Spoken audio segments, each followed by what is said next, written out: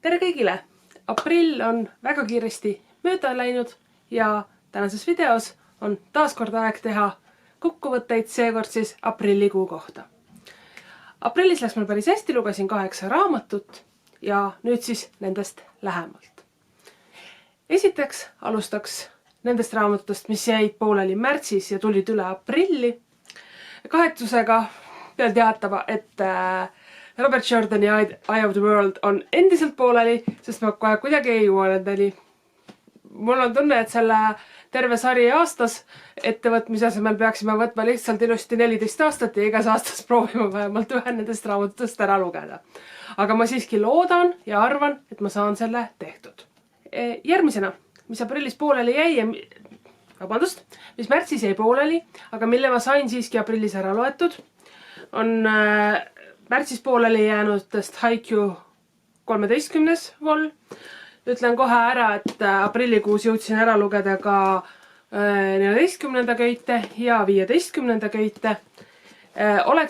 Olin plaaninud lugeda ka 16. aga see jääb arvatavasti siis maikuusse. Edasi, järgmine raamat, mis jäi märtsis pooleli ja mis jõudis aprilli, oli Kendare Blake'i Unaddressed in Blood. Alustasin seda e-raamatuna ja siis saabus mul tellitud füüsiline versioon raamatust. Pidi minema märtsikuu ulmekirjanduse väljakutse punkti alla, kus räägitakse kummitavatest majadest. Nagu näha, ma märtsis ei jõudnud seda ära lugeda, aga lõpetasin ilusti aprillis. Ja viimane raamat, mis märtsikuust aprilli üle tuli, on Holly Jacksoni A Good Girl's Guide to Murder, pilt ekraanil. See on minu juurde tulemas mu isiklik koopia koos järjega, aga pole paraku veel kohale jõudnud, nii et saangi näidata ainult pilti. Selles suhtes, et raamat mulle väga meeldis. Plaanin lugeda teist ja kindlasti ostan endale ka 3. osa sellest raamatust, mis peaks sel aastal ilmuma. Edasi, raamatud, mis mul said loetud aprillis.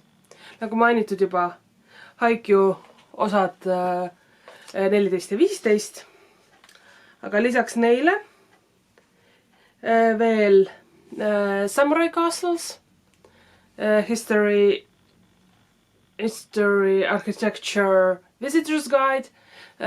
See läks Jaapani kirjanduse väljakutse alla, kus me pidime seekord lugema Jaapani ajaloost raamatut. Mina valisin siis Samurai lossid, mis on väga huvitav tegelikult, sest oma lugemispäevikusse märgin ma neid kirjanduse väljakutse teemasid eraldi lehele, et kõrvallehele on mul loetud raamatud, aga kui nüüd vaatate, siis siia Jaapani kirjanduse alla ma suutsin enne teema väljakuulutamist veel väikse lossi ehitada, joonistada. Aga jah, läks päris huvitavalt. Siis ulmeväljakutsesse lugesin Becky Chambersi To be Thought If Fortunate. Selline väikene armas pooleldi filosoofiline mõtisklus kosmosereisidest ja teiste planeetide avastamisest, uurimisest, koloniseerimisest. Mulle täitsa meeldis, kuna ma nüüd jätkuvalt teen uuesti tutvust teadusolmega, siis sellised väikesed raamatud sobivad mulle väga hästi. Siis aprilli noortekohvik Tartu linna raamatukogus oli printsessipäevikute teemaline. Printsessipäevikut ma lugesin uuesti läbi. Kui võimalik, tahan edasi lugeda sarja üsna pea, sest et avastasin, et erinevalt mõnest muust raamatust, mis mulle lapsepolves meeldisid täiskasvanuna võib-olla enam nii palju muljet ei avalda. Printsessipäevikud meeldisid mulle väga. Seda oli kuidagi värskendav ja tore lugeda ja samas see raamat oli ikka väga erinev filmist. Film on minu jaoks raamatu täielikult üle kirjutanud. See vanaema, kes on raamatus, ei ole põrmugi sarnane selle vanaemaga, keda kehastab Julie Andrews. Nii lihtsalt on. Aga mõlemad on head, mulle meeldib nii raamat kui ka film. Ja edasi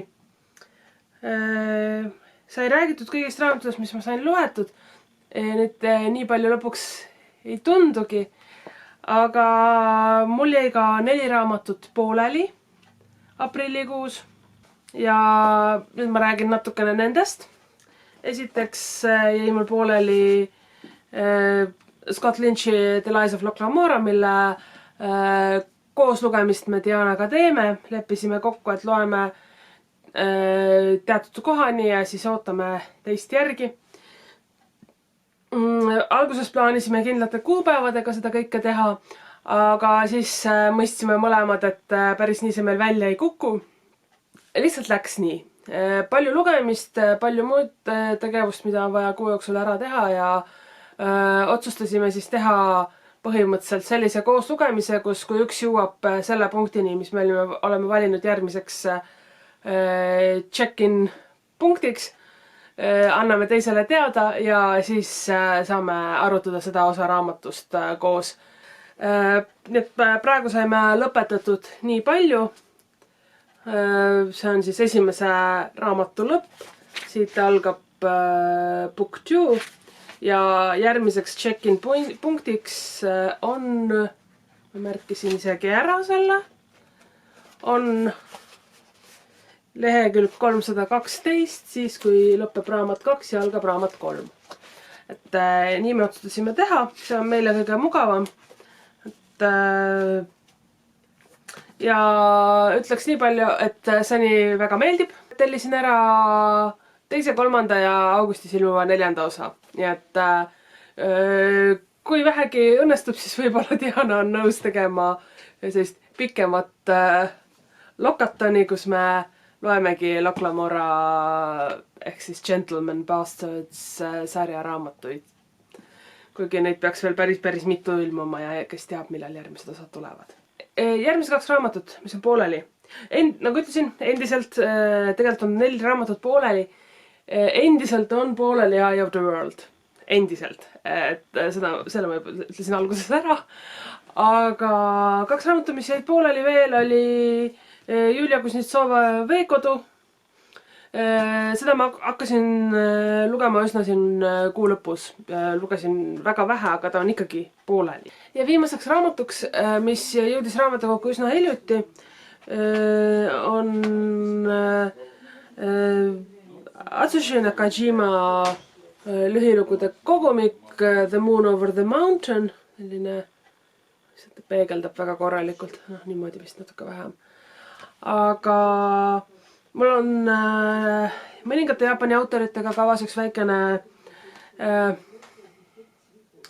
projektikene, väljakutsekene iseendale. See autor on siis üks neist.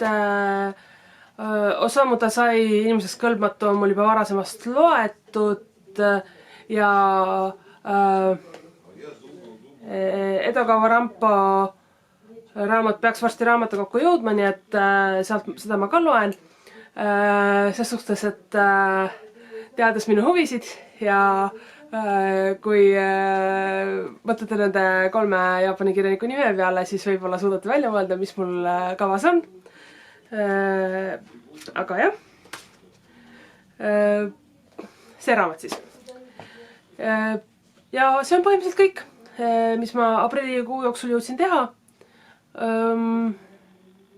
Ma arvan, et ma mitte midagi ei unustanud. Võib-olla unustasin, aga kui unustasin, siis räägin sellest lühidalt enne järgmise video algust. Igatahes, jah, 8 raamatut. Minu arust täitsa hea tulemus, eriti võrreldes eelmise aastaga, kui ma lugesin aprillis põhimõtteliselt 0 raamatut. Jah, aitäh, et mind vaatasite. Loodetavasti läks teie lugemine aprillis sama hästi või paremini kui minul. Ja kohtumiseni järgmises videos. Nägemist!